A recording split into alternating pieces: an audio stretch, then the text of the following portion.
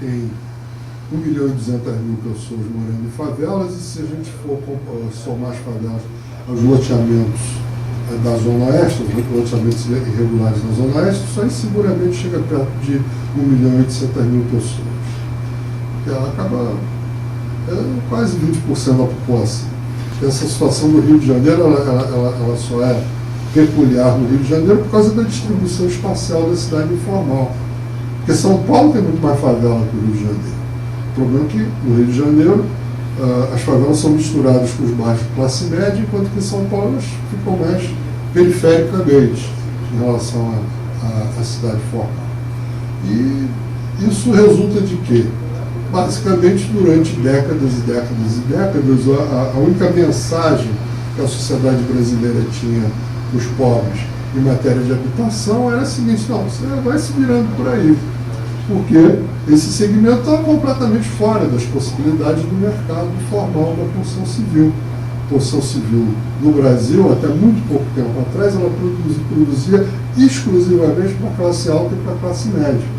Ela não produzia nenhuma casa, nenhum edifício, nada para o pessoal mais pobre. Então, alguns programas governamentais, tipo Banco Nacional de Habitação, conjuntos de certas categorias profissionais ao longo do tempo, feito por sindicatos e por governo, mas atendendo a uma fração minúscula da demanda por habitação.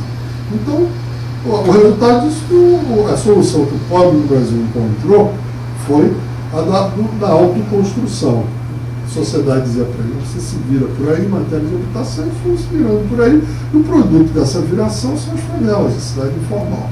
Agora, houve no Rio de Janeiro três estratégias para tratar desse problema.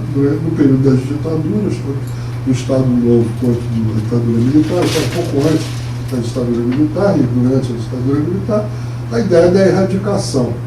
Você pega, manda embora, manda lá e tal, então tira daqui, manda para a Cidade de Deus, que é um conjunto residencial que depois se transformou numa favela. Manda para Vila Aliança, para Vila Pinto, pessoas foram mandadas muito longe para onde elas moravam. Depois, nos anos 80, caímos na visão diametralmente oposta, que era os governos Brizola, a ideia do Darcy Ribeiro de que ele dizia assim: favela não é problema, favela é solução.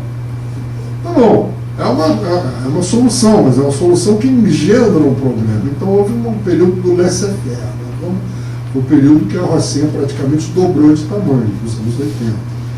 E se estimulou, e aí se criou uma situação que o processo de favelização deixou de ser, em grande parte, a ação da família que busca uma habitação, um teto para morar, e passou a ser a ação da chamada construção civil pirata, né, dos grileiros que ocupam, desmatam, constroem para vender como negócio e vão continuar fazendo isso cada vez mais. Então, chegou no momento em que essa visão de que favela não é problema, é solução, ela se transformou num baita de um problema. No final dos anos 80, início dos anos 90, no corpo técnico da Prefeitura da cidade do Rio de Janeiro, e não da cabeça de nenhum dos políticos, surgiu a ideia de que, de fato, a solução era uma solução de integração, de que a favela tinha que ser integrada à cidade. E uma série de projetos e coisas que tiveram mais ou menos resultados. Mutirão de reflorestamento, um projeto que eu desenvolvi, o Favela Bairro, e agora o governo federal promove um super Favela Bairro através do PAC, e que é o caminho. Agora, tem que ser visto dentro da seguinte perspectiva. Primeiro, que não basta apenas fazer obras. Drenagem, esgotamento sanitário, creche, construção de escola, melhorar a ambiência, o espaço público, a acessibilidade, não sei, obras. É importante, é um componente, é que nem tipo assim, é o hardware, mas precisa do software. O software o que é? O software consiste em você introduzir a legalidade dentro dessas áreas. Então, primeiro, regularizar tudo que precisa ser regularizado, que pode ser regularizado. Nem tudo pode ser regularizado, mas digamos que 95% passa.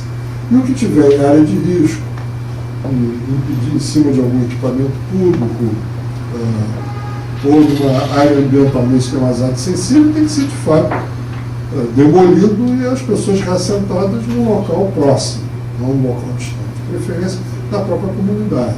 Algum grau de verticalização é inevitável, tem que haver. Uma coisa, o crescimento horizontal tem que ser proibido, mas o crescimento vertical tem que ser regulado de alguma forma. E depois tem que se regularizar do ponto de vista urbanístico, regularizar do ponto de vista fundiário, nominar as ruas todas, fazer com que todo mundo tenha o seu endereço e lançar isso tudo na cartografia oficial da cidade. E criar regras para a construção legal nesses locais, que evidentemente não tem um grau de complexidade, de elaboração, que o asfalto são basicamente um termo que são 4, que é o limite de altura, o respeito ao ecolimite, a fronteira com a área verde, as condições mínimas de salubridade e o respeito ao espaço público, não fazer em cima da pracinha, não fazer em cima da rede de galeria pluvial, etc, etc.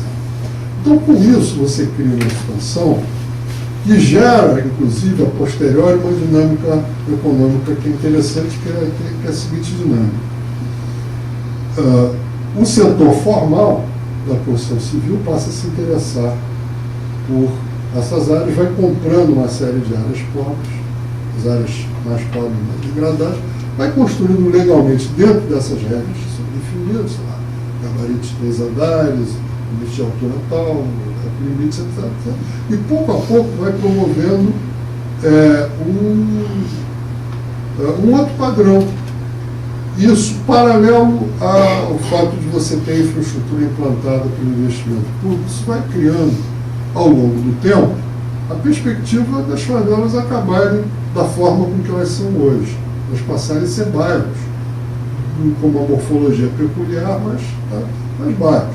Pelo menos as da Zona Sul, isso é muito factível de acontecer. Claro que havia dois grandes obstáculos. O primeiro é a escala do problema. É gigantesco, são mais de 1.000, e são realmente mais de 1.200.000 pessoas morando. Então a escala do problema é muito grande. E por outro lado, a questão do controle territorial por parte dos bandos do narco-varejo.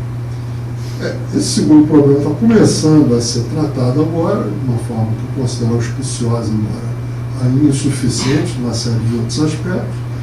Então, existe esse horizonte. Então, qual é a questão? A questão é não gerar mais demanda, porque, na verdade, o poder local ele lida com as consequências, não com as causas.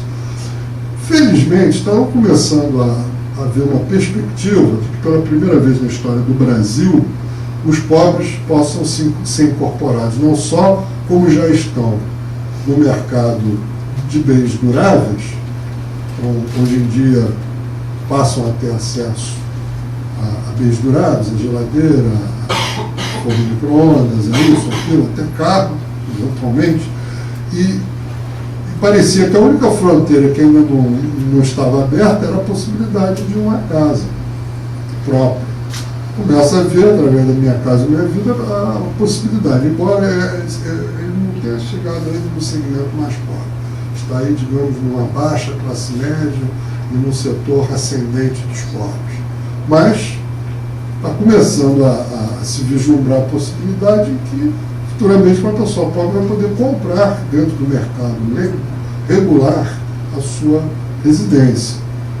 E isso acontecendo e parando de gerar esse tipo de demanda por autoconstrução, por construção precária, por construção irregular, e se fazendo todo aquele outro dever de casa, é possível, ao longo de, digamos, 15, 20 anos, que é o tempo que essas coisas vão demorar mesmo, a gente ter esse problema completamente equacionado de outra maneira.